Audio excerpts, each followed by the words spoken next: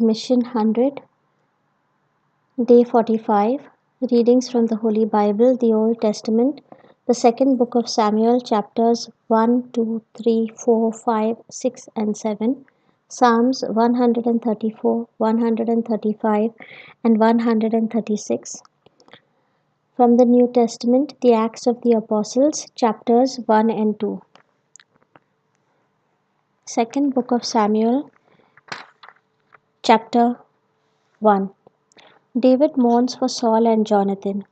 After the death of Saul, when David had returned from defeating the Amalekites, David remained 2 days in Ziklag. On the third day, a man came from Saul's camp with his clothes torn and dirt on his head. When he came to David, he fell to the ground and did obeisance. David said to him, "Where have you come from?" He said to him, "I have escaped from the camp of Israel." David said to him, "How did things go?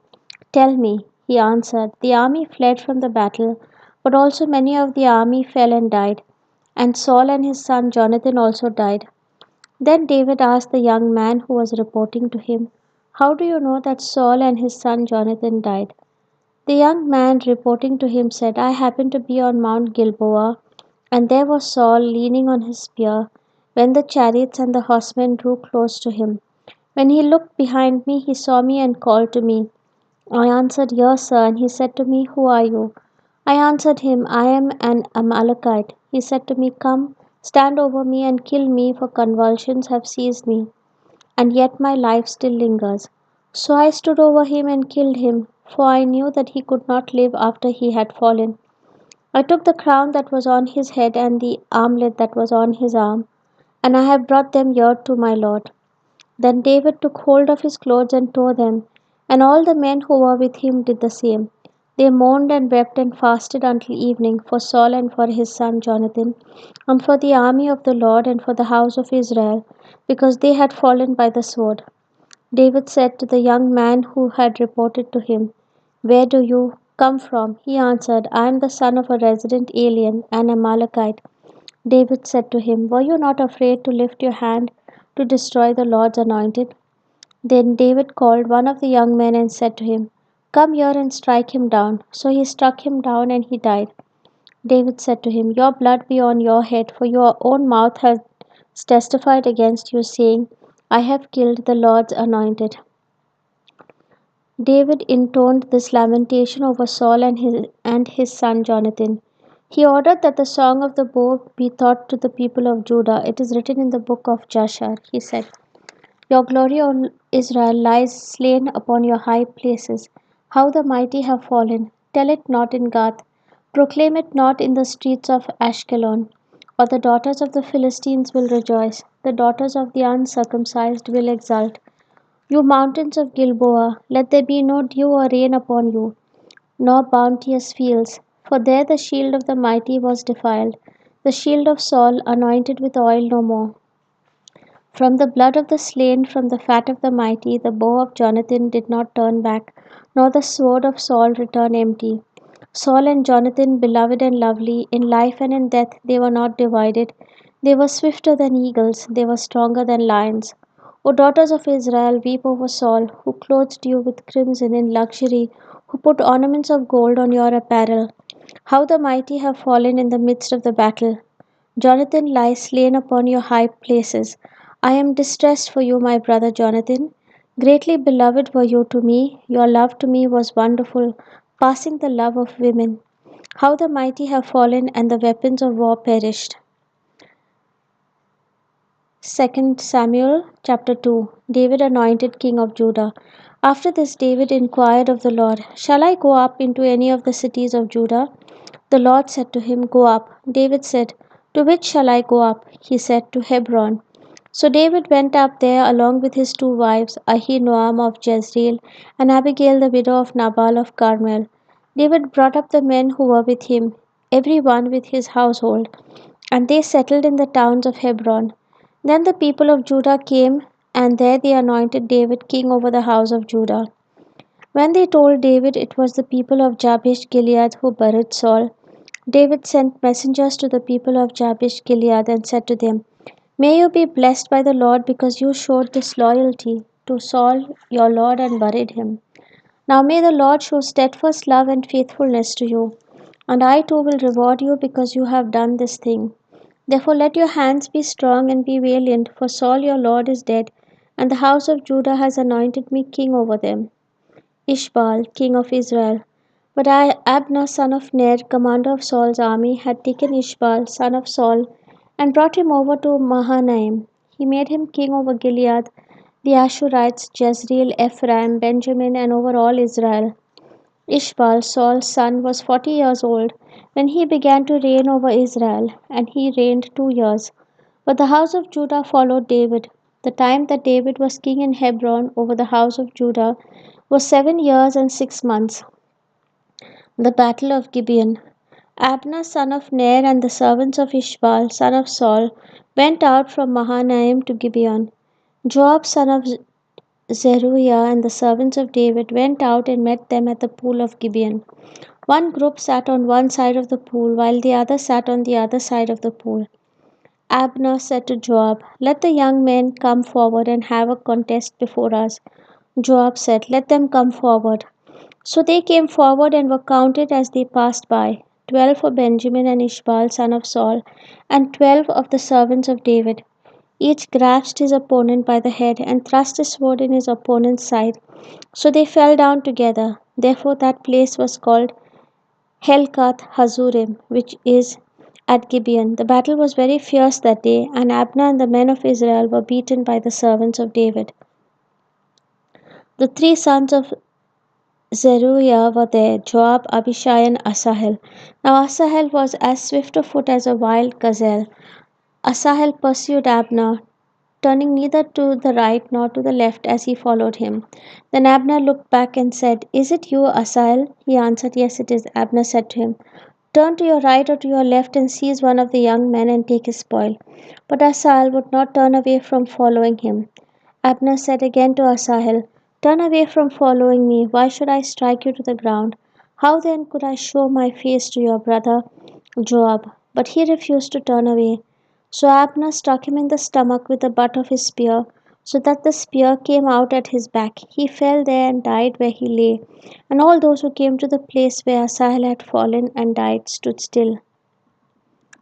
But Joab and Abishai pursued Abner. As the sun was going down, they came to the hill of Ammah, which lies before Giah on the way to the wilderness of Gibeon. The Benjaminites rallied around Abner and formed a single band. They took their stand on the top of a hill. Then Abner called to Joab, "Is the sword to keep devouring forever? Do you not know that the end will be bitter? How long will it be before you order your people to turn from the pursuit of their kinsmen?" Joab said, "As God lives, if you had not spoken, the people would have continued to pursue their kinsmen, not stopping until morning." Joab sounded the trumpet, and all the people stopped, and they no longer pursued Israel or engaged in battle any further.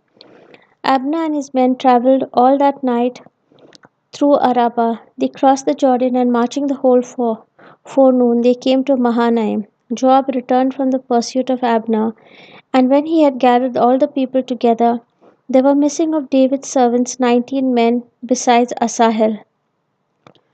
But the servants of David had killed of Benjamin 360 of Abner's men. They took up Asahel and buried him in the tomb of his father, which was at Bethlehem. Joab and his men marched all night, and the day broke upon them at Hebron. Abner defects to David. There was a long war between the second book of Samuel, chapter 3. Abner defects to David. There was a long war between the house of Saul and the house of David. David grew stronger and stronger, while the house of Saul became weaker and weaker.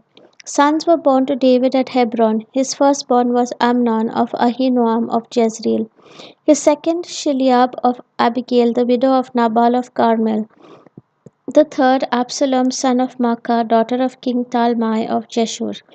The fourth, Adonijah, son of Haggith. The fifth, Shephatiah, son of Abital. And the sixth, Ithream of David's wife Eglah. These were born to David in Hebron. While there was war between the house of Saul and the house of David, Abner was making himself strong in the house of Saul. Now Saul had a concubine whose name was Rizpah, daughter of Aiah.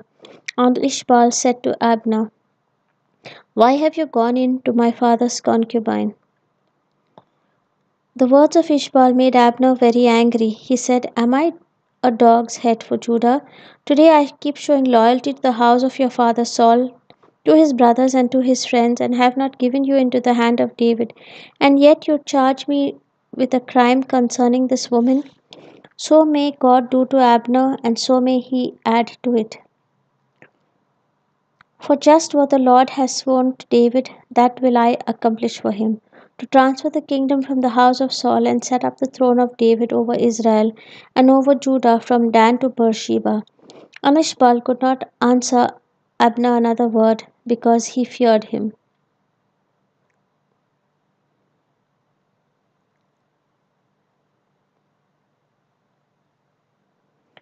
Abner sent messengers to David at Hebron, saying, "To whom does the land belong? Make your covenant with me, and I will give you my support to bring all Israel over to you." He said, "Good, I will make a covenant with you, but one thing I require of you. You shall never appear in my presence unless you bring Saul's daughter Michal when you come to see me." Then David sent messengers to Saul's son Ishbaal, saying, "Give me my wife Michal, to whom I became engaged at the price of 100 foreskins of the Philistines." Ishbaal sent and took her from her husband Paltiel the son of Laish, but her husband went with her, weeping as he walked behind her all the way to Bahurim. Then Abner said to him, "Go back home." So he went back. Abner sent word to the elders of Israel, saying, "For some time past you have been seeking David as king over you. Now then bring it about, for the Lord has promised David, 'Through my servant David I will save my people Israel from the hand of the Philistines and from all their enemies.'" Abner also spoke directly to the Benjaminites. Then Abner went to tell David at Hebron all that Israel and the whole house of Benjamin were ready to do. When Abner came with 20 men to David at Hebron, David made a feast for Abner and the men who were with him. Abner said to David, "Let me go and rally all Israel to my lord the king, in order that they make a covenant with you, and that you may reign over all that your heart desires." So David dismissed Abner, and he went away in peace. Abner is killed by Joab. Just then the servants of David arrived with Joab from a raid, bringing much spoil with them. But Abner was not with David at Hebron, for David had dismissed him, and he had gone away in peace. When Joab and all the army that was with him came, it was told Joab, "Abner son of Ner came to the king, and he has dismissed him, and he has gone away in peace." Then Joab went to the king and said, "What have you done? Abner came to you. Why did you dismiss him, so that he got away? You know that Abner son of Ner came to deceive you, and to learn your comings and your goings, and to learn all that you are doing." When Joab came out from David's presence, he sent messengers after Abner, and they brought him back from the cistern of Sirah. But David did not know about it. When Abner returned to Hebron, Joab took him aside in the gateway to speak with him privately, and there he stabbed him in the stomach. So he died for shedding the blood of Asahel, Joab's brother. Afterward, when David heard of it, he said, "I and my kingdom are forever guiltless before the Lord for the blood of Abner son of Ner. May the guilt fall on the head of Joab and on all his father's house. And may the house of Joab never be without one who has a discharge, or who is leprous, or who holds a spindle, or who falls by the sword, or who lacks food." So Joab and his brother Abishai murdered Abner because he had killed their brother Asahel in the battle at Gibeon. Then David said to Joab and to all the people who were with him, "Tear your clothes and put on sackcloth and mourn over Abner." And King David followed the bier. They buried Abner at Hebron. The king lifted up his voice and wept at the grave of Abner, and all the people wept. The king lamented for Abner, saying, "Should Abner die as a fool dies? Your hands were not bound, your feet were not fettered, as one falls because before the wicked you had fallen." And all the people wept over him again. Then all the people came to persuade David to eat something while it was still day. But David swore, saying, "So may God do to me and more if I taste bread or anything else before the sun goes down." All the people took notice of it, and it pleased them, just as everything the king did pleased all the people. So all the people and all Israel understood that day that the king had no part in the killing of Abner son of Ner. And the king said to his servants, "Do you not know that a prince and a great man has fallen this day in Israel? Today I am powerless, even though anointed king. These men, the sons of Zeruiah, are too violent for me. The Lord pay back the one who does wickedly in accordance with his wickedness." Second book of Samuel, chapter 4.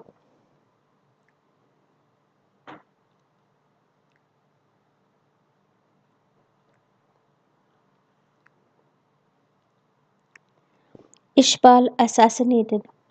When Saul's son Ishbal heard that Abner had died at Hebron, his courage failed, and all Israel was dismayed. Saul's son had two captains of raiding bands. The name of the one was Bana, and the name of the other Rechab. They were sons of Rimmon, a Benjaminite from Beeroth, for Beeroth is considered to belong to Benjamin. Now the people of Beeroth had fled to Gittaim and are there as resident aliens to this day. Saul's son Jonathan had a son who was crippled in his feet. He was 5 years old when the news about Saul and Jonathan came from Jezreel. His nurse picked him up and fled, and in her haste to flee, it happened that he fell and became lame. His name was Mephibosheth. Now the sons of Rimmon the Beerothite, Rechab and Baanah, set out, and about the heat of the day they came to the house of Ishbal. While he was taking his noonday rest, they came inside the house as though to take wheat, and they struck him in the stomach. Then Rechab and his brother Baanah escaped. Now they had come into the house while he was lying on his couch in his bedchamber. They attacked him, killed him, and beheaded him. Then they took his head and travelled by the way of Arabah all night long. They brought the head of Ishbal to David at Hebron and said to the king, "Here is the head of Ishbal, son of Saul, your enemy, who sought your life. The Lord has avenged my lord, the king, this day on Saul and on his offspring." David answered Rechab and his brother Baanah, the son of Rimmon the Beerothite, "As the Lord lives, who has redeemed my life out of every adversity, when the one who told me, 'See, Saul is dead,' though he was bringing good news, I seized him and killed him at Ziklag. This was the reward I gave him for this news. How much more then, when wicked men have killed a righteous man on his bed in his own house? And now shall I not require his blood at your hand and destroy you from the earth?" So David commanded the young men, and they killed them. They cut off their hands and feet and hung their bodies beside the pool at Hebron. But the head of Ishbal they took and buried in the tomb of Abner at Hebron.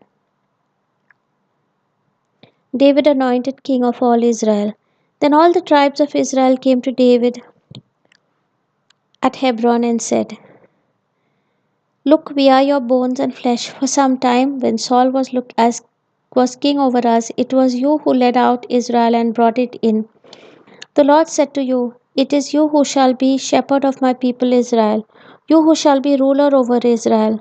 So all the elders of Israel came to the king at Hebron, and King David made a covenant with them at Hebron before the Lord, and they anointed David king over Israel. David was 30 years old when he began to reign, and he reigned 40 years at Hebron. At Hebron he reigned over Judah 7 years and 6 months, and at Jerusalem he reigned over all Israel and Judah 33 years.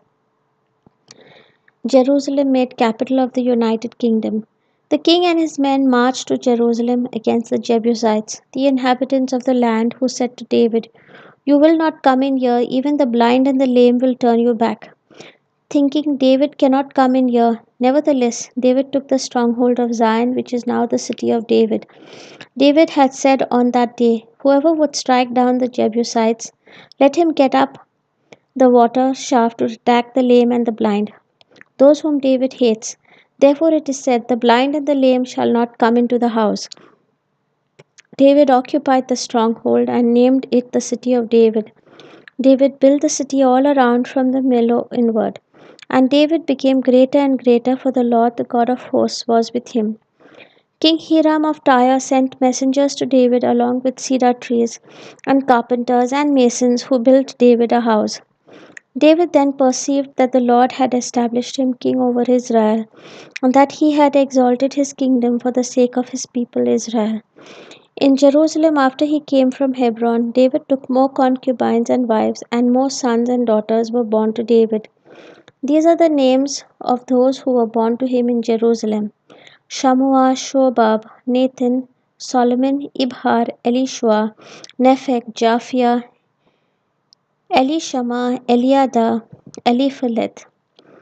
Philistine attacked repulsed. When the Philistines heard that David had been anointed king over Israel, all the Philistines went up in search of David. But David heard about it and went down to the stronghold.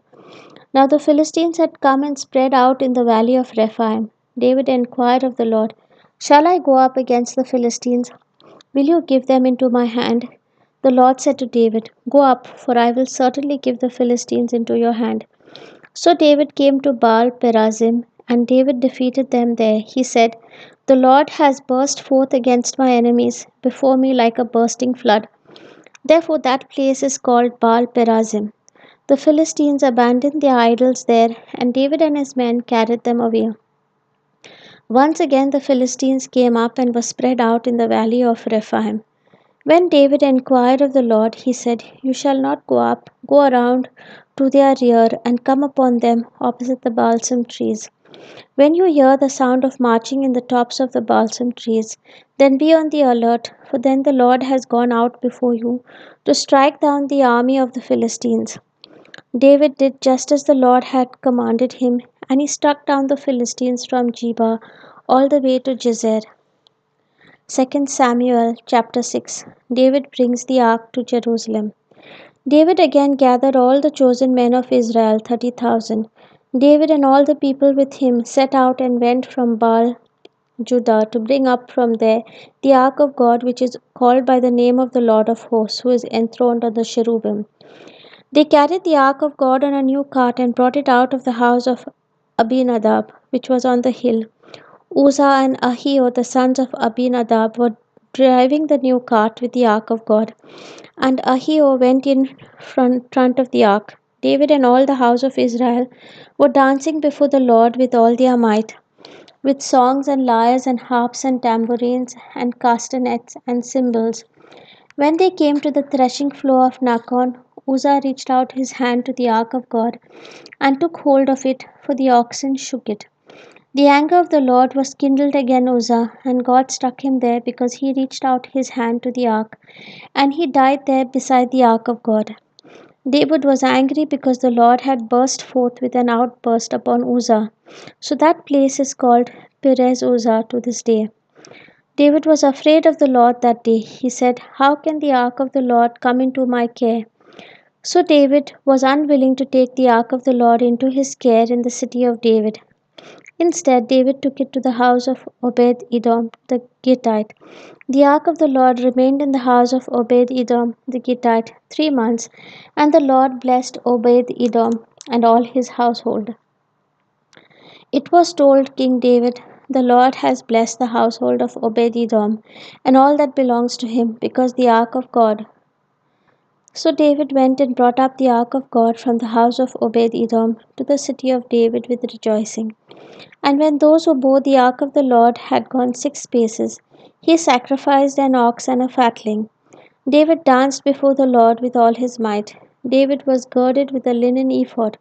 So David and all the house of Israel brought up the ark of the Lord with shouting and with the sound of the trumpet.